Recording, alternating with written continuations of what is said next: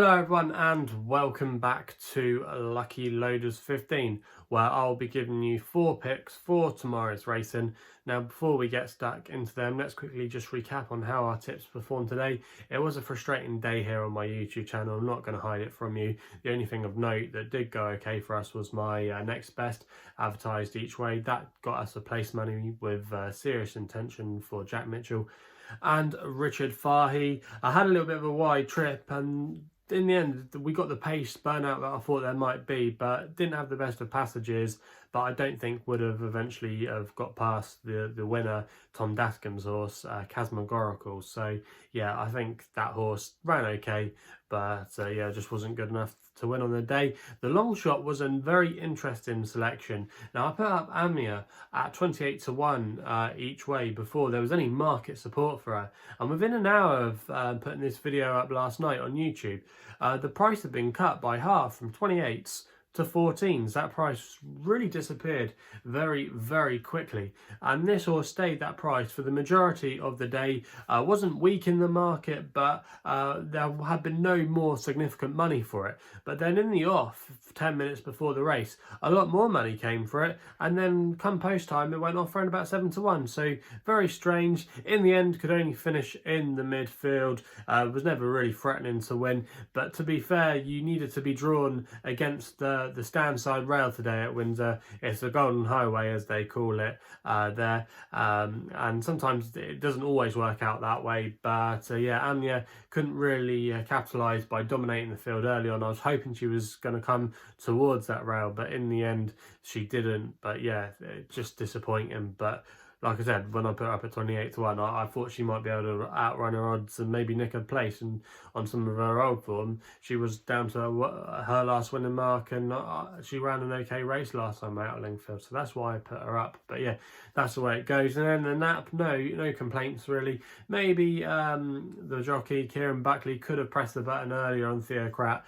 but I think the Ollie Murphy horse would have easily brushed him aside.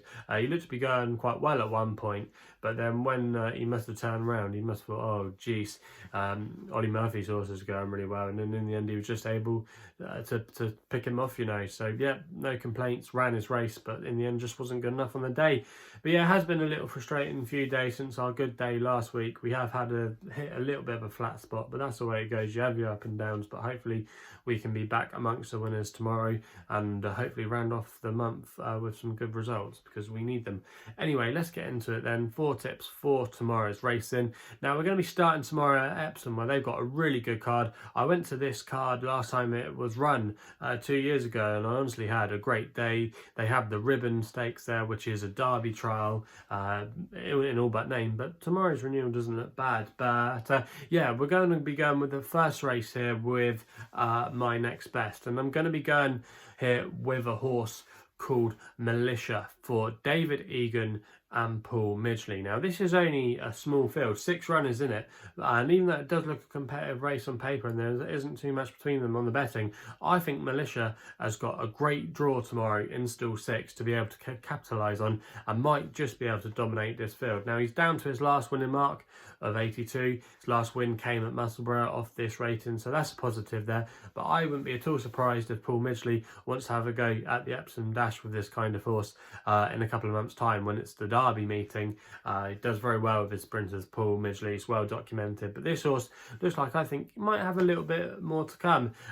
It's the type of horse that Paul just keeps improving, and off the mark of 82 he might have a bit more scope. Now like I said, he's drawn in stall 6 tomorrow, and on the sprint course at Epsom it can be really hard to make up ground. He's a horse that likes to race handy, likes to get on with things, and if David Egan can be sharp quickly out the gates tomorrow, grab that rail, which he should be able to do from his draw, he just might be able to stay there come the end, and hopefully if he can stay there he'll deny everything else coming in behind. It might be a tactical affair, there, but I think Militia's got no excuses tomorrow from where he is, and if he runs anywhere near his ability, I think he will take the beating, to be honest with you. I couldn't believe his price at the time recording. It was at 11-2 with Bet365. I'm going to recommend a 1-point win bet there as my next best of the day, and I expect him to go really close, and fingers crossed we can get off to a winning start. We then jump to Sedgefield for the jumps feature, no pun intended there. We go to the 240 with my long shot. Now I'm going to be going here with a horse called High Noon for Becky Smith claiming free, and she's riding for Mickey Hammond. Now this horse is currently available at the time recording at 14-1. I'm going to recommend a 0.5 each way selection here.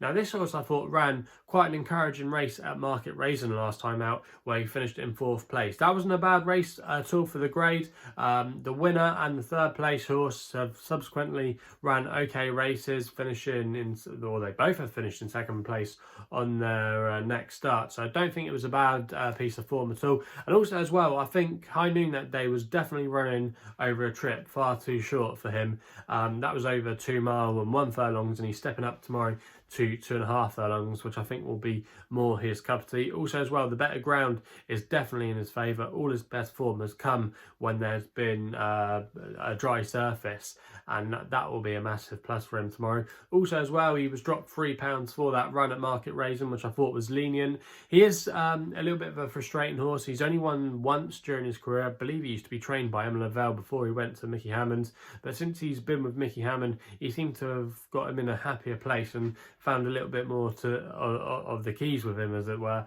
But yeah, this horse, High Noon, I think going up in trip tomorrow, he definitely got a chance, and it might just set up for him. You've got Road Warrior, who's going for the hat-trick, but he's been going up the weights quite a lot, and he likes to dominate things from the front. And even though Sedgefield can be maybe sometimes a front runner's track, if High Noon can get into a good rhythm, sit in the midfield, he might be able to come there with a late run tomorrow and pick these off. And I think at 14-1, that is a big price there.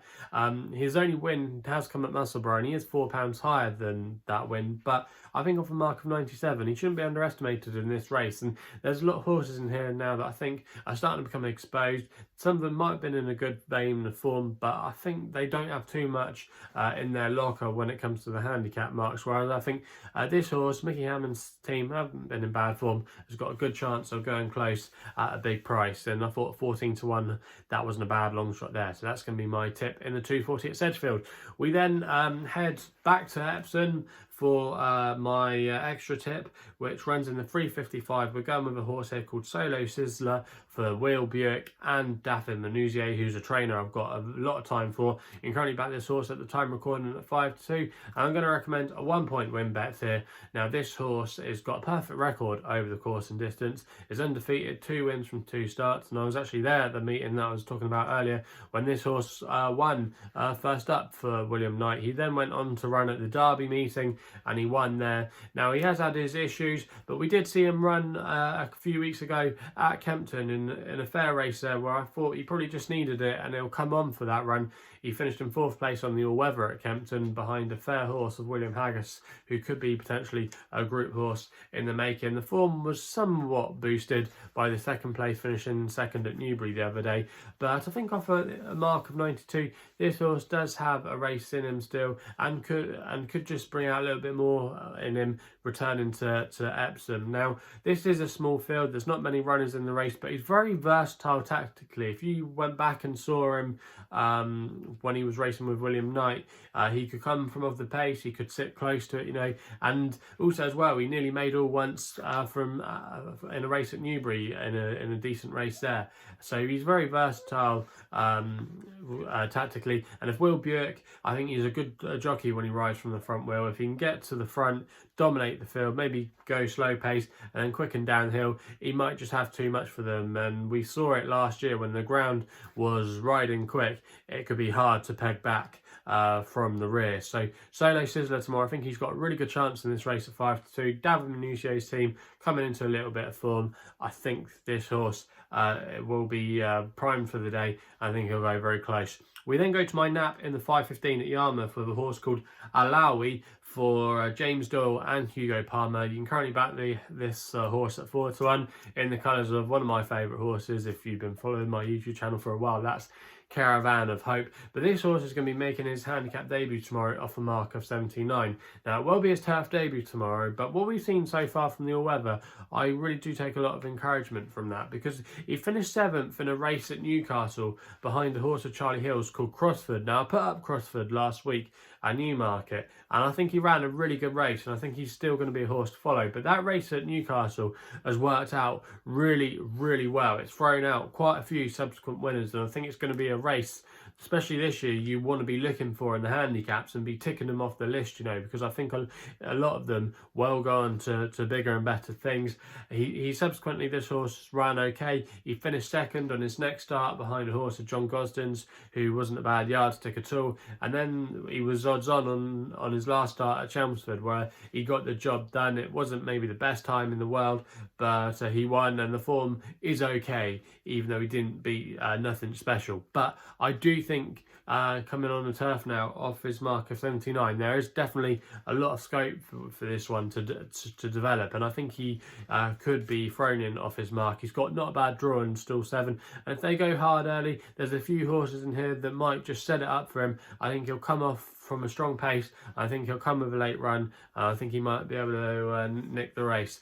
And Hugo Palmer's team are coming into a little bit of form now. They had a nice filly that won at Thirsk the other day in the conditions race there, and also as well they had a horse that ran at Windsor today that didn't run a bad race at all. So yeah, their horses are coming into a little bit of form, and I think this horse tomorrow has got a good chance of going very close. So that's why it's going to be my nap of the day. So they're the 4 tips for tomorrow's racing. Hopefully we can find some winners. It has been frustrating, but hopefully we can. Also as well, if you haven't done so already, please make sure you hit the thumbs up button and subscribe here to my YouTube channel at LuckyLoaders15. Also as well, if you want to follow me on Twitter, you can do, where my handle is at LuckyLoader15.